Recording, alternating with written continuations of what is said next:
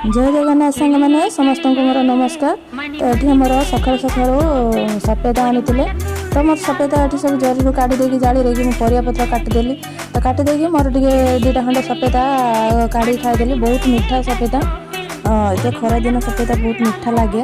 तो सफेदा खाई सारी मुझे बाहरी थी मार्केट। तो मार्केट किसी किना किणी थिला।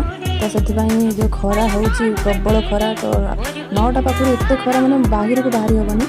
तो पिला मैंने भी तांकर भी छुट्टी हो 9:30 10टा टाइम झील किसी किना किणी थिला। तो झील को लेकिन मोर जाइए मार्केट।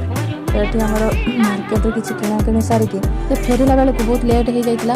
तो घरे जाइए आम 12:30 1 सुधा पहुँची कौन हम खरार कि सब अंधार देखा। तो घरे पहुँची पखाड़ मुठे पखाड़ खाई सारा टे मन शांति होगला। तो सन्ध्या बेले आमर ये आंब टे छड़ा छुड़ी करूँ। ये आमर आंब कौन कि छड़ा हुए किए किए सब छड़ुंट चलते देखा।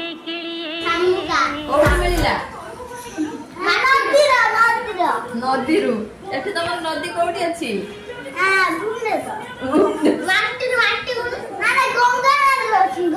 गंगा नदी एटा कुंडी आंधिलो ना आउरी